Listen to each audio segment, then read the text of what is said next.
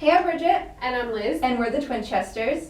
And this is our weekly top 5 segment where we list our top 5 favorite things in a given category. And this week is our top 5 OTPs. Well, OTP, if you guys don't know, stands for one true pairing, which is two people that you put together that you ship so much it hurts you. That's pretty much what the consensus is around the internet about what OTP is. It's basically your favorite couple in any given situation. And so we picked our top 5 OTPs. And do you want to start?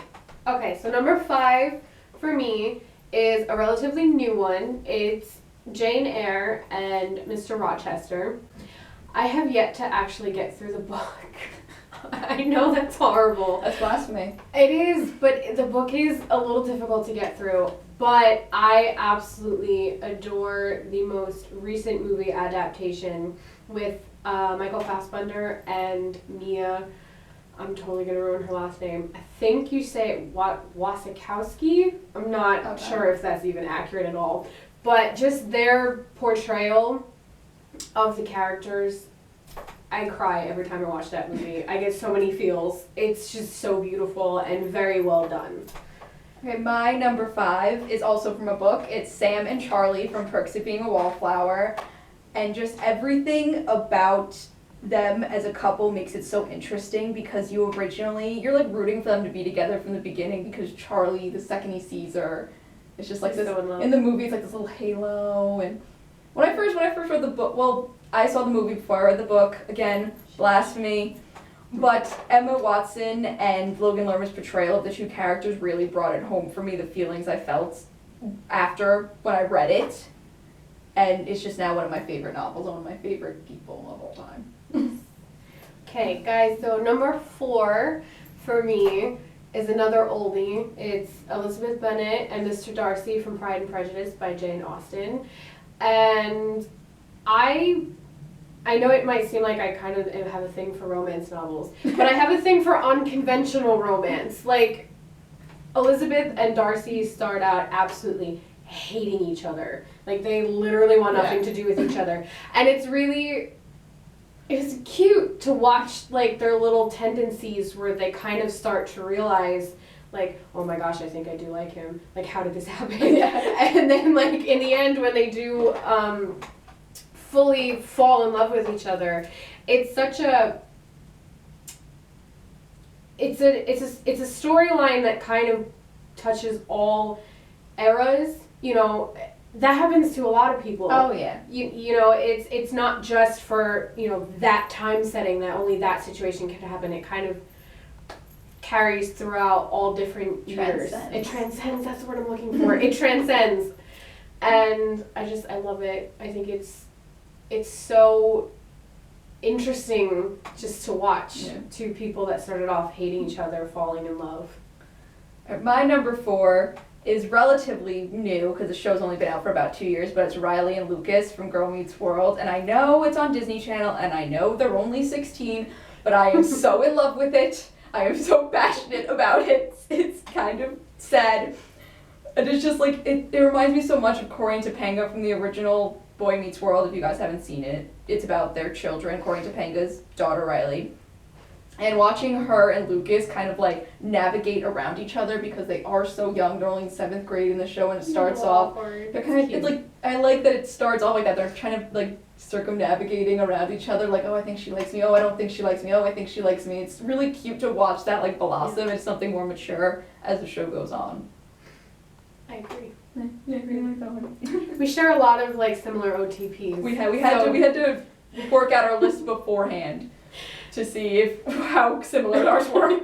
They were actually very similar. So my number 3 is Hazel Grace and Augustus Waters from The Faulkner Stars by John Green, which, if you haven't read it, I don't know what you're doing with your life. Because that book is amazing. It's so heartfelt and it's so honest. And definitely a one-sitting kind of book. Oh yes, definitely. And I think, again, unconventional love story. You know, Hazel Grace is kind of braced for not falling in love because she doesn't think she has the life expectancy in order to do so.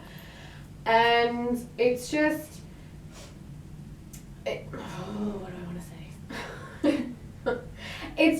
It's really one of those books that really grips you tight and doesn't let go until the end, and it's so moving, and some of the most beautiful lines that I have ever read in literature are in that book. And I think John Green just has an amazing way of getting inside young people's heads and just really voicing what a lot of us are thinking. Yeah. And he truly does that very well in Faulkner Stars. It was very hard for me not to put that on my list. Very hard. But my number 3 is a oldie classic, Ron Weasley and Hermione Granger, because come on. Watching these two best friends start off hating each other. Like, Ron wanted nothing to do with her. She was just trying to be liked, by these, just be friends with these guys, if they want nothing to do with her, and then watch them, first become best friends, and then as they grow older, they both separately want to be with each other, but they won't admit it to each other, and it's just so endearing and so sweet. They're both very to watch stubborn. them get, really jealous with the other person's endeavors, and it starts off with Victor Crumb, and then Lavender Brown comes into the picture, and then finally, Ron wants to save the elves, and she's like, yes! You're mine now, and that was it. And it was just so pretty. And even in the book, and even in the movie, they do a really good job. Even though they changed how they wind up kissing, I also really like that. It was a good, solid moment between the two of them. And it's one of my favorites. Okay, number 2 for me is Shamey, which is Sheldon Cooper and Amy Farrah Fowler from The Big Bang Theory, which is one of my absolute favorite TV shows. Because it's just so funny and it's so witty, and there's no other character that's been introduced on the show that brings out the good in Sheldon the way that Amy does, even though right now it's not really happening, and I'm very upset by that. I'm very heartbroken, but it's just, their relationship is so quirky and weird and adorable to watch. And I don't know. Really see, though, that Sheldon does love Amy no matter what he says. Yes, because Amy has really helped Sheldon grow to be a better person and a more feeling individual. And I think that was really nice to watch. And they better get back together. They definitely better. I'm going to be so upset.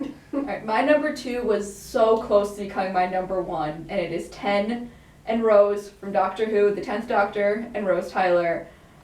And it is just one of the greatest love stories in television, because you see, Rose first falls in love with the 9th Doctor, and she wants him, but he, he's only there for a season, so he doesn't get a lot of backstory with her, and then you watch as he turns into the 10th Doctor, and her rekindling those feelings, and him slowly but surely falling in love with her as well. But they never do anything about it, and you're just sitting there. It hurts. And you just watch them, and then she gets sent to another dimension, and he burns up his sun to say goodbye, and you're just like, oh. It's okay, Bridget.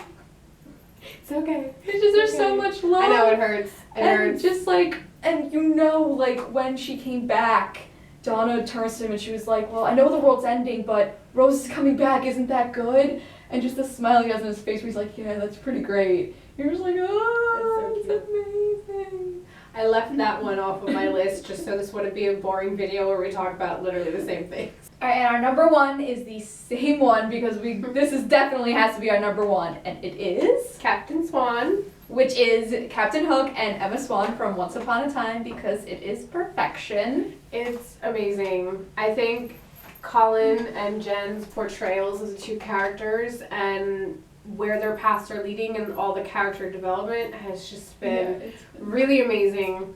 And the writing for them too is just really, really good. I love that they started off hating each other. Emma was off with me, she was still pining for Neil. He was still stuck on Mila, I keep forgetting her name because she doesn't matter anymore. And then watching him slowly realize that he's falling in love with her, and her not reciprocating that at all in the first few seasons that but then him saying, you know, when she wants me, I want it to be her decision. Right, it's I not just going to be loved by any that. trickery or I anything. love that. He truly just wanted to be with her and wanted her to be happy. Right, and I think they honestly bring out the best in each other. Oh, definitely. Like, Emma brings out the good side of Hook because, you know, he does have a dark past. He wasn't always the good guy or the best person. And she really brings that out in him. And they just both make each other believe in one another. I just loved watching them watching Emma fall in love with him. Yeah. Because she was so hesitant. And then when she finds out all the stuff that he went through to get her back to Storybrooke, and he sold his ship, and in that moment, she knew that this was the guy that she was going to be with, even though she didn't say the I love yous until last season. She waited for the last possible minute to say I love you. But they're just But it was perfect and they're adorable and it just works. My babies. So that's our number one. Okay, go ahead. We would love to hear what your guys' top 5 OTPs are in the comments down below. We would love to explore our options, and if you disagree with us, please let us know and give us valid reasons why. Yes, that would make for some really interesting discussion, and we're always open to that. And if there's any OTPs that you guys love that you want to hear our opinion on, because like we said, you know, this was not an easy list to come up with. There are definitely some very close ones that I would have put on mine, but definitely. For, you know, reasons I chose not to. So just let us know. All right, guys, so we'll see you later. Bye.